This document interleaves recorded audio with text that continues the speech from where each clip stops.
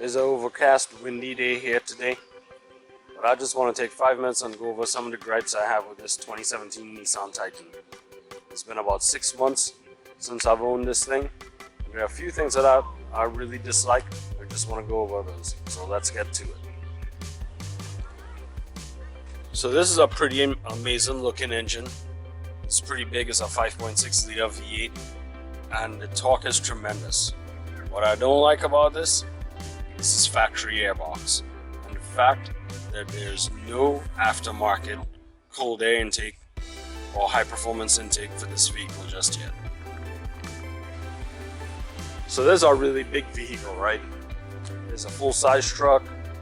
It's really huge. I'm really glad that there are these parking sensors all the way around.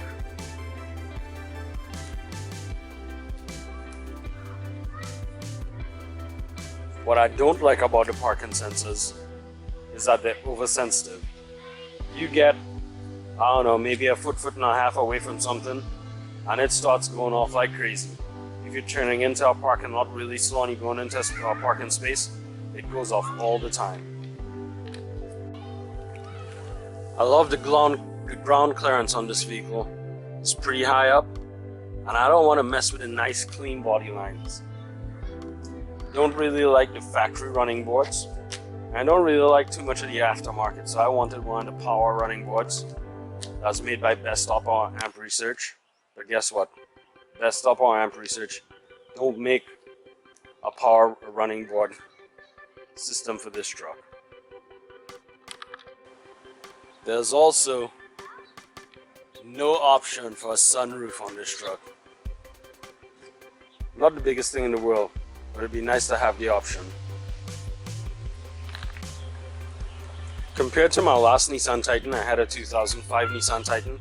This 2017 Titan has really flimsy body panels. If you open and shut the door, and hopefully you can see it on camera, you actually see the base of the door actually shake. Shut it. You gotta look real careful to just actually see. So on the inside, the thing I dislike the most is the head unit.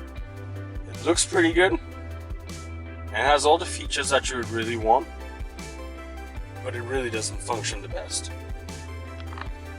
Let's start it up and I'll show you what I mean. It is really slow to respond. We start the vehicle up, it goes through its little warning, comes up to the navigation by default. But if you try to do voice command, sometimes category like phone or command like points of interest followed by a brand name. Sometimes it works. Call wife. Playing song worth. See what I mean? It doesn't always get it. Also, sometimes while you're driving, if you're on the telephone, the nav is actually really choppy. It comes and goes and comes and goes and comes and goes, and it just skips around the place. The other thing that I don't like, sometimes when this vehicle is still cool, it tends to wow and flutter a lot. You see the tach going up and down, maybe a couple hundred RPM just on its own. And you could hear the engine actually going up and down a little bit, especially while you're driving when it's still kind of cool and the engine hadn't reached operating temperature. At that point in time also, the transmission hunts for gears. I just won't get into the right gear no matter what. So it's just started raining here. The verdict is I really still like this Nissan Titan. The gripes are very few.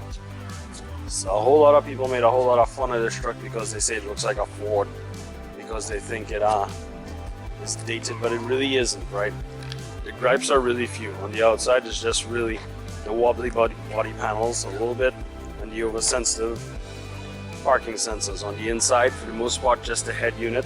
And with the powertrain, the transmission might be a programming issue, and hopefully they get that fixed with some software updates. I hope you like this video. If you like it, please hit subscribe and see you on the next one.